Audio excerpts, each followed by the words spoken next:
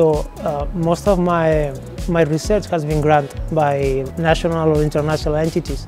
So at some point, even as a researcher, I wanted to contribute and to build things that will be useful for other people. And, but at some point what we found is that at the university it was quite complicated to do that, and this is what insisted us to build this company. Most of our research was based on artificial intelligence and deep learning, and was applied to neurodegenerative diseases such as multiple sclerosis or Alzheimer.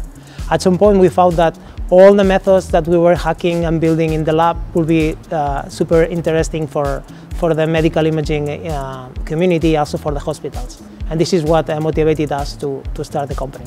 This was where most of the methods that we were developing in the lab, we published in very nice papers, and we start talking with hospital centers and neuroradiologists, and this is where we saw that most of the solutions that are already in the market were not used. And this is what started the idea inside of, wow, why are not using them? Why can we start and build something that could be useful? The first thing that I did was just to combine my supervisors, my PhD supervisor, but also it was very important to convince which is now our Chief Medical Officer, Professor Alex Rovira from Vall Hospital, because without them it could be very, very difficult to start this project, because given that they have this experience in the field. But also from the beginning it was very easy to see that we were engineers and we didn't have the experience in business. So from the very beginning in 2019 I had the pleasure to meet also Bart Huisken, which is an entrepreneur is a serial entrepreneur and a professor in the other school here, in the business school here in Barcelona. And from there we started to collaborate, and I was able to convince him to also to join us. So he's the one that is helping us to do the less errors as possible. And for sure I cannot, maybe the most important one is my co-founder, Dr. Roger Bramont,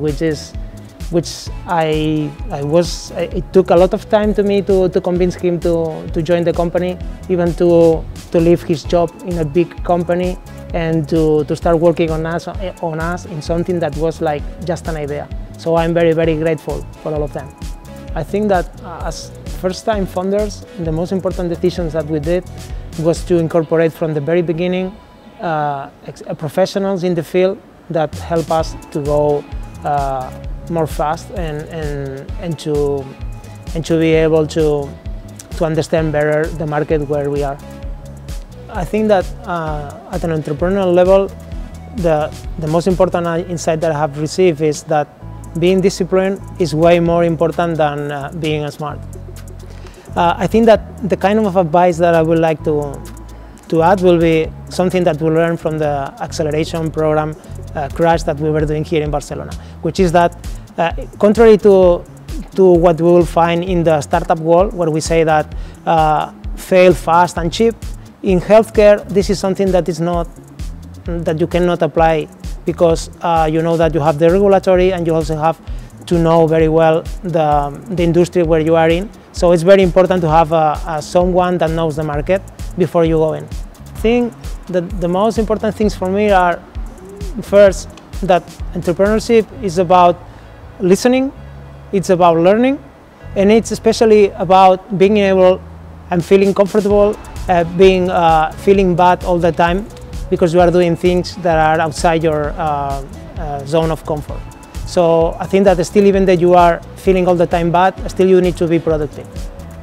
I think that as first-time founders, we didn't have a lot of experience, and we didn't know about all the available programs that are available here, for instance, here in Catalonia, for instance, like the CRAASH program.